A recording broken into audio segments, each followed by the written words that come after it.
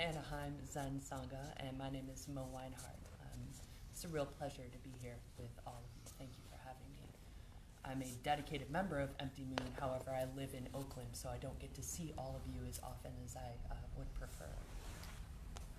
So I invite everybody to stay in your practice and to sit comfortably. And thank you for participating in this talk. Today we're going to, a little louder, yeah. Today we're going to lean into the Bodhisattva's vow and explore and unpack different aspects of that. Bodhisattva's vow. I am only a simple disciple, but I offer these respectful words. When I look deeply into the real form of the universe, everything reveals the mysterious truth of the Tathagata. This truth never fails. In every moment and every place, things can't help but shine with this light. Realizing this, our ancestors gave reverent care to animals, birds, and all beings.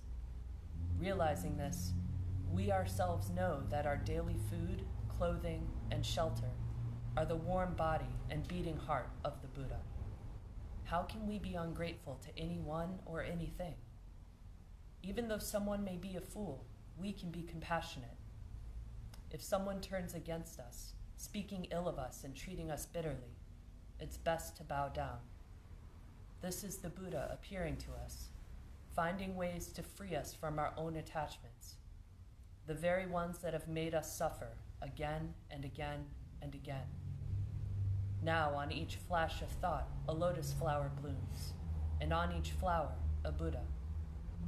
The light of the Tathagata appears before us, soaking into our feet. May we share this mind with all beings, so that we and the world together may grow in wisdom.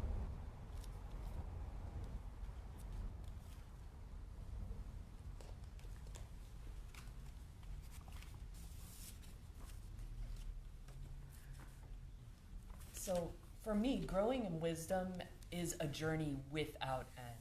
In fact, the destination is the very unfolding of the process itself, moment by moment. And I find that there's a special kind of alchemy to growing one's wisdom and what that looks like for each of us. It's not something that can simply be acquired or bought or added to a collection. In my experience, that's not how this works. For me, it has been earning wisdom through, often by navigating different kinds of frustration or difficulty, suffering, dukkha, unease. And if we're lucky, I do believe that we are capable of learning from other people's experiences. But for me, the vast majority of my really important life lessons have come through experiences of mistakes and frustrations and failure. So to quote a very famous early childhood action song, "We're going on a bear hunt." I don't know if any of you are familiar with this. But one of the lines in this is, "We can't go over it, we can't go under it, we've got to go through it." Everything reveals the mysterious truth of the Tathagata, which, as you probably know, the Tathagata refers to the historical Buddha himself, and also his teachings about awakening to the mysterious truth of form and emptiness. And I remember the first time that I heard that specific line, I was like, yeah, everything, of course. Except, well, maybe everything except that time in high school when my friend sat down in a rolly chair, literally in the middle of a circle of classmates while we were waiting for our teacher to arrive.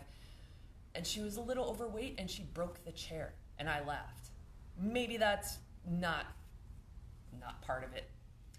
Or maybe yesterday I was at dinner with James and Jan, and I dropped my dumpling into the sauce like a little cannonball, and had to stab it with chopsticks in order to get it back out. Maybe that's not part of the Tathagata material. But the line says, everything reveals the mysterious truth of the Tathagata. And it can be so easy to dismiss or minimize the meaning of that one sentence, somehow shrugging it off or not truly letting it in. I'm sure that when Torei Enji said everything, he couldn't have meant everything, right? Like really, reality TV, road rage, infidelity. I mean, choose a politician you abhor. Hitler, for heaven's sake. I mean, everything, really? And yet, join me for just a moment in the sandbox of possibility here. Just what if, in every moment and every place, things can't help but shine with this light of not one and not two, this mysterious light of awakening. Even though someone may be a fool, we can be compassionate.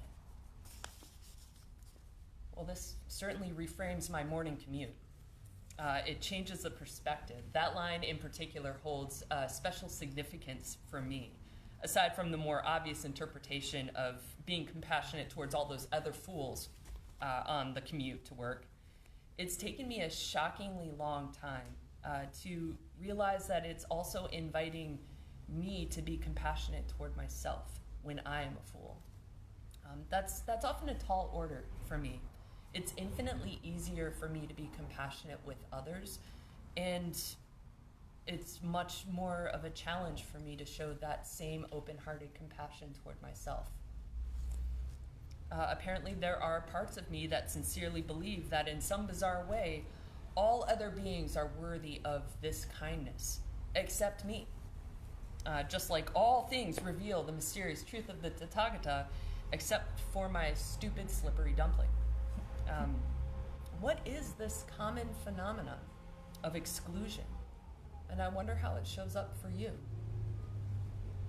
For me, one example came many years ago when I started at the Children's Creativity Museum as an early childhood specialist. And I made this cringe-worthy mistake that upset visitors and caused me a fair amount of shame and embarrassment. So one of my responsibilities at the time was to develop a themed sensory table for some of our youngest visitors, ages 2 to 5.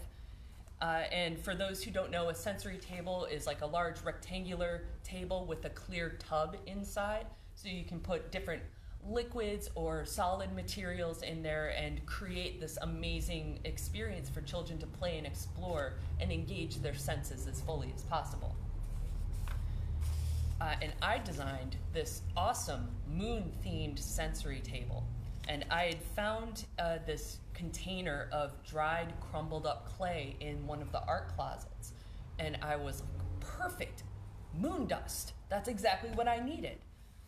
And so I gathered all these little plastic astronauts and NASA rockets. I got little bowls and like toddler tweezers. They're slightly bigger, so it's easier to build those fine motor skills, so that the kids would be able to collect samples of moon rocks, magnifying glasses to really explore what was on this little moon of ours. I was really proud of the sensory table. It was a lot of fun. It was like a form of creative expression for me, and it looked awesome. It looked really inviting, and I thought it was going to be a big hit. So the day before the sensory table was going to go out on the public floor, an exhibits associate named Monica, who was also a friend of mine, saw me putting the final details in the sensory table, and she got a funny look on her face. She was like, "Mo, isn't that kitty litter?" I was like, "No, of course not. It was in the art closet. I mean, no, of course not." At that time, I had never owned a cat before, but I had taken one ceramics class in college, and I knew what dry, crumbled up clay looked like. This was dry, crumbled up clay. No joke, it really was. And I told her that, and I was like, why would we have kitty litter in an art closet? This is clearly dry, crumbled up clay. And she was like, yeah, I'm pretty sure that's kitty litter. And she insisted, and it didn't look like any kitty litter I had ever seen in my life. So I clearly knew better, and even though she had 2 cats at home, but I knew better because I took a ceramics class in college. So I went on and I finished setting the sensory table up, and the next day, the sensory table was a huge hit. The kids loved it, families loved it. It went on for a week with no problems, and a lot of engagement with this small exhibit for some of our youngest learners. I felt vindicated. I felt like it was a total success. I was all proud of myself until the following Saturday, when a nanny identified the moon dust as which I thought was crumbled clay. She identified it as kitty litter and complained to the front desk that we were allowing our children to play in kitty litter, which would have been bad enough, except she also took it upon herself to individually go to every parent on the first floor and warn them not to go near the kitty litter in the sensory table because pregnant women might contract toxoplasmosis, which would put their unborn child at risk of deformity and death. Whoa. Needless to say, the sensory table was pulled off the public floor immediately, and thankfully we were able to diffuse the situation because toxoplasmosis is a danger for pregnant women if the kitty litter has been used. Only once a cat has actually done its business does it become a danger for a pregnant woman. But regardless, I felt completely ashamed and embarrassed. And you can imagine my inner hater had a field day with this. And I started thinking about all the things I should have done differently. And, I should have figured out where exactly this dried up crumbled clay came from. I should have listened to Monica. I should it all over myself. And I'm sure that's something that everyone here can relate to. We've done that to ourselves and to others quite often throughout the course of life. It sucked. Even though someone may be a fool, we can be compassionate. If someone turns against us, speaking ill of us and treating us bitterly, it's best to bow down. This is the Buddha appearing to us, finding ways to free us from our own attachments, the very ones that have made us suffer again and again and again. The truth is, we're all fools. It reminds me of the movie The Avengers. And there's a character, Bruce Banner, in there, and at a pivotal moment in the movie, he says, "That's my secret, Captain. I'm always angry." And that's when he turns into the Hulk to fight a bunch of bad guys. But that's also, I see a parallel there, because that is also our secret, and in a way, our own power. In a sense, we humans are also always fools. And we can also always be compassionate. And hopefully, as we earn bits of wisdom along the way, we can practice bowing down more often and become ever more compassionate fools toward ourselves and toward all beings. In every moment and every place, things can't help but shine with this light.